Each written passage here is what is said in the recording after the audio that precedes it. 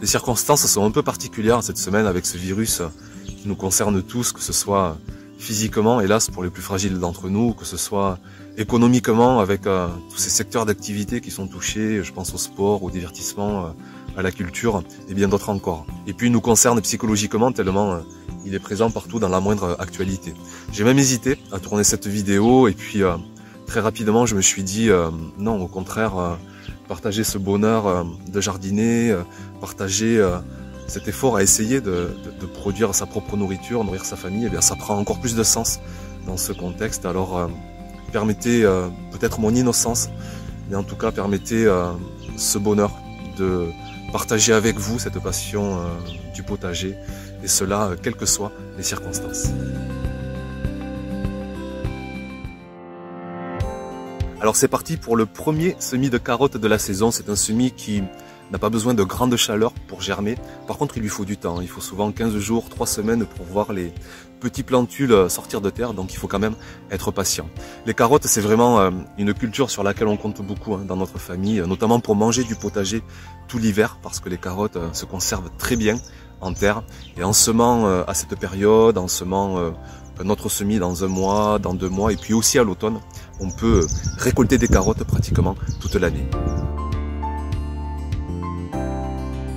J'ai hésité à ne pas dépailler et ouvrir juste des sillons pour semer, mais le truc c'est que sur cette parcelle j'ai vraiment un paillage très épais avec tout ce que j'ai trouvé l'automne dernier, du foin, de la paille, des feuilles mortes, et ça aurait été quand même une belle galère de semer là-dedans. Alors j'ai choisi de dépailler tout simplement la parcelle, c'est tellement plus pratique, et puis de toute façon rapidement la culture va devenir un peu comme un paillage en soi. Regardez encore l'année dernière j'avais des fans de carottes là très majestueuses, et ces fans elles font un ombrage pour le sol, et ici le paillage il a presque avant tout un rôle de protection des grosses chaleurs, et la culture en elle-même va comme protéger le sol. Quoi qu'il en soit, je rajouterai quand même un petit paillage, alors pas de la paille parce que ce sera pas facile à mettre au sein de la culture de carottes, mais plutôt comme du compost grossier, du broyage végétal. Et puis en plus ça empêchera le bout des carottes d'être apparent, et ça permet de protéger de la mouche de la carotte, de ne pas voir le cul des carottes qui dépasse de terre.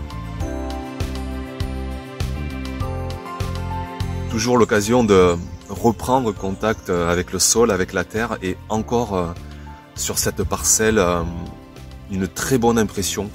Là c'est une parcelle qui n'a pas été travaillée depuis des mois, et à la main tout simplement.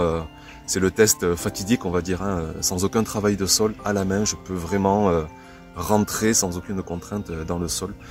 Donc évidemment aucune utilité de passer la grelinette, je laisse la parcelle tranquille, je laisse le sol vivant se développer, et notamment les vers de terre travailler à ma place.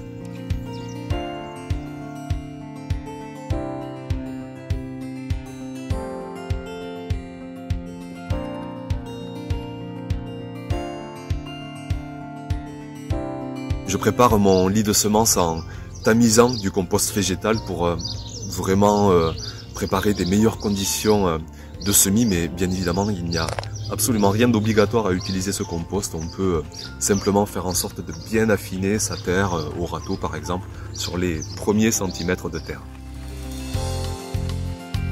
Cette année j'essaie 3 nouvelles variétés de tomates. Je les sème toutes les 3 aujourd'hui, la Colmar à cœur rouge, la blanche de Küttingen et la jaune du Doubs. Les graines de carottes sont vraiment minuscules, alors on va essayer d'y aller de façon très minutieuse. Il faut semer avec d'autant plus d'attention que si on sème trop dense, après on va passer un temps fou à éclaircir le semis pour ne laisser qu'une carotte tous les 7-8 cm. Mais en même temps, il faut quand même semer assez dense, parce que le semis de carottes, c'est jamais un taux de germination à 100%, loin de là. Combien de fois on a fait des semis avec presque aucune germination. Donc c'est toujours pareil, comme dans la vie, il faut trouver le juste équilibre, semer à la fois assez dense et pas trop dense. Alors je vous laisse regarder les images. Ici je sème, je pense en gros une graine, ouais, au moins 2-3 graines quand même chaque centimètre.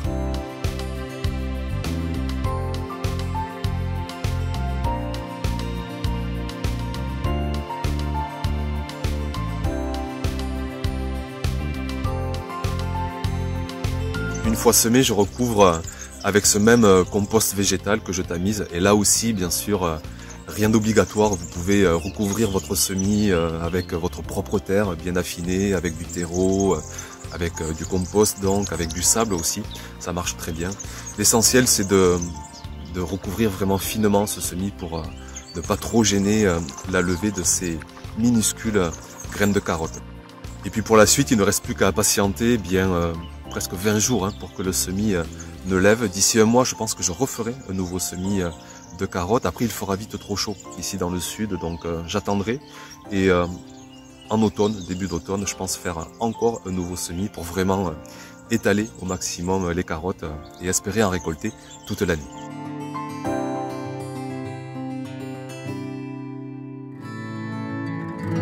Vous vous souvenez peut-être du semis sur compost végétal que j'avais fait il y a déjà 3 semaines, je pense. Eh bien, bonne nouvelle, il a vraiment très bien germé. C'est une bonne nouvelle parce que la levée du semis d'épinards, c'est presque le plus dur. Après, il n'y a plus grand chose à faire, si ce n'est d'éclaircir le semis, une fois que les plants ont 3 à 4 feuilles. Mais quand même, on voit quelques petits trous dans les rangées. Et puis j'ai encore aussi d'autres places pour accueillir les épinards. Alors pour répondre à ces petits vides, je lance un semis d'épinards en plaques alvéolées sous serre. Ces plaques alvéolées, ça coûte vraiment rien du tout. Je vous mets le lien sous la vidéo si vous voulez avoir des références. Mais on peut aussi en trouver gratuitement dans les déchetteries, dans les jardineries, chez des fleuristes aussi qui s'en séparent. Pour ce semis, j'utilise exclusivement mon compost de feuilles mortes que j'avais fait cet hiver. Je l'ai déjà utilisé pour d'autres semis et franchement, ça marche vraiment très bien. La seule chose, c'est qu'il sèche quand même assez vite, donc il ne faut pas hésiter à bien arroser au départ avant de semer. Et puis faire attention chaque jour, faire un tour dans la maternité à semis, voir où en est l'humidité et éventuellement bien sûr arroser si ça sèche trop vite.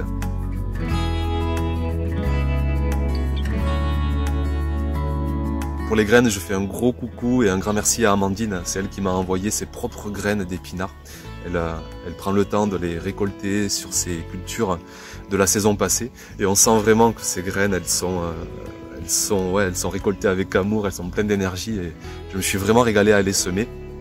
Et Amandine, elle est experte, que ce soit pour le potager, pour le zéro déchet. Je vous mets le lien de sa page Facebook sous la vidéo, allez jeter un œil. Alors comme à l'habitude, j'essaie d'y aller délicatement, de mettre une graine par alvéole. Mais bon, parfois ça glisse des doigts, il y en aura 2, 3, 4. Mais c'est pas très grave, ça poussera très bien quand même.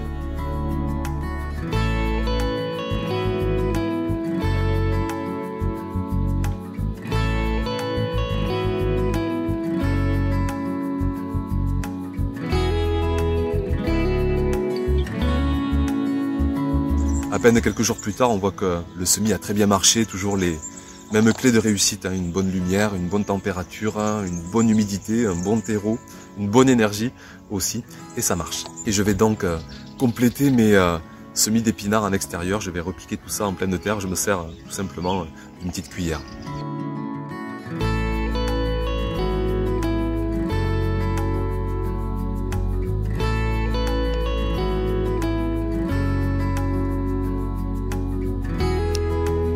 Vivement les premières récoltes parce que les épinards du potager c'est vraiment quelque chose. Il faut oublier les épinards du commerce. Je pense aux enfants notamment qui s'en régalent et ouais, vivement. Allez, on va dire 3 semaines, 4 semaines maximum et c'est parti pour la régalade.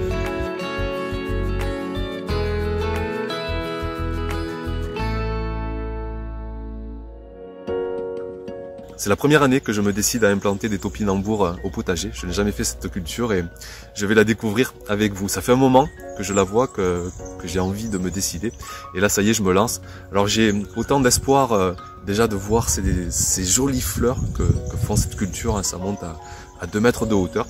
Et autant l'espoir aussi de récolter, d'avoir des récoltes cet automne, cet hiver. Cette parcelle, contrairement à d'autres, j'y ai quand même passé un coup de grelinette, déjà parce que je ressens que le sol est quand même un peu compacté, mais surtout parce que elle va accueillir des légumes en terre, que ce soit les topinambours et puis aussi des pommes de terre que je vais mettre juste à côté.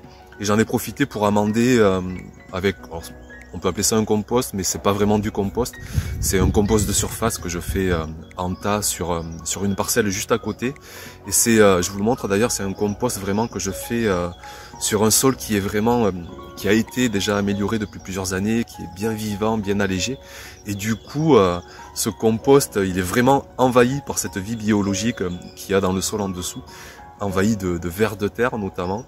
Et du coup, de temps à autre, eh bien, je prends des pelletées de ce compost grossier, dirons-nous. Alors ce compost, c'est quoi? C'est vraiment tous les déchets de cuisine hein, que j'emmène au fur et à mesure, que je vide sur ce bout de parcelle. Et j'équilibre toujours au fur et à mesure avec des déchets plus secs, notamment du broyage végétal, du foin, de la paille, des feuilles mortes. Tout ça, ça me fait vraiment une super fertilité biologique. Hein, et à mes yeux, la fertilité biologique, c'est la plus importante. Toujours cette vie du sol. Et donc là, j'en profite pour... je crois que j'ai rajouté environ une bonne demi-brouette de compost grossier de fertilité biologique. Alors en avant pour quelques tubercules de topinambour.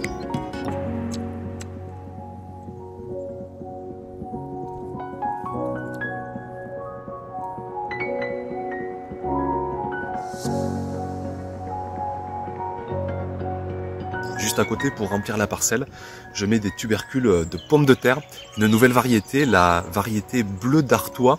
Je sais que l'année dernière, j'avais fait la variété Ulysse qui était vraiment somptueuse avec cette couleur violette. Et la variété bleu d'Artois, on devrait pas être loin. On verra ça en tout cas dans les semaines qui suivent.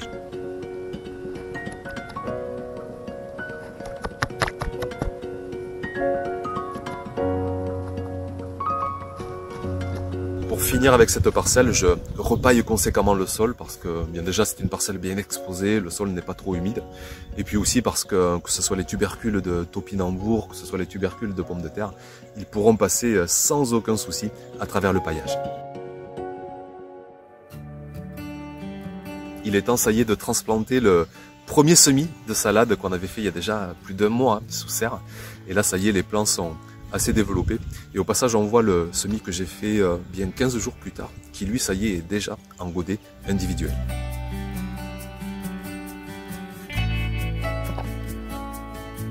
Il était temps parce qu'on voit que les racines sont déjà bien développées et elles vont maintenant se régaler en pleine terre, à aller chercher l'eau, à aller chercher les minéraux essentiels. Alors ici, je ne dépaille pas, hein, c'est beaucoup plus facile de transplanter des plants dans un sol paillé que de semer. Il suffit juste de se frayer un petit chemin, éventuellement décompacter un peu le sol et de planter.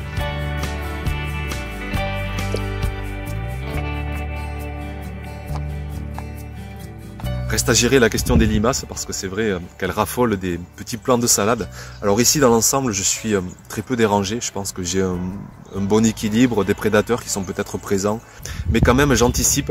Alors je prépare un open bar à limaces, je mets quelques déchets de cuisine, des restes de bouts de feuilles de salade que je mets sous une assiette parce que les limaces aiment bien aussi se protéger. Et puis quand même, vous voyez que le soir venu, en allant jeter un œil, je récupère 2 limaces. Bon, c'est pas grand chose, mais c'est toujours ça, il vaut mieux qu'elles soient là que sur les petits plants. Je mets aussi des planches en bois à droite à gauche, des cachettes. Et le petit matin, je soulève. Et là aussi, souvent, on trouve quelques limaces. Et je m'en débarrasse, toujours pareil, par-dessus la haie, ça évite de les tuer. Il existe bien d'autres solutions, des coquilles à œufs, du marc de café, des cendres, des granulés bleus, des pièges à bière, mais bon, je suis pas spécialement fan de toutes ces solutions, alors avec celle-ci pour l'instant, je m'en sors bien. Voilà pour aujourd'hui, si vous voulez soutenir mon travail, vous pouvez liker la vidéo, vous appuyez sur le petit pouce juste en bas, vous pouvez la partager bien sûr, vous pouvez aussi acheter mon livre, c'est grâce à lui notamment que je peux consacrer ce temps aux vidéos. Et puis comme toujours, n'hésitez pas à partager vos expériences, laisser des commentaires juste sous la vidéo. Passez une très belle semaine, prenez soin de vous, évadez-vous dans vos potagers. Merci pour votre fidélité à la chaîne et puis à très vite pour une prochaine vidéo. Ciao ciao.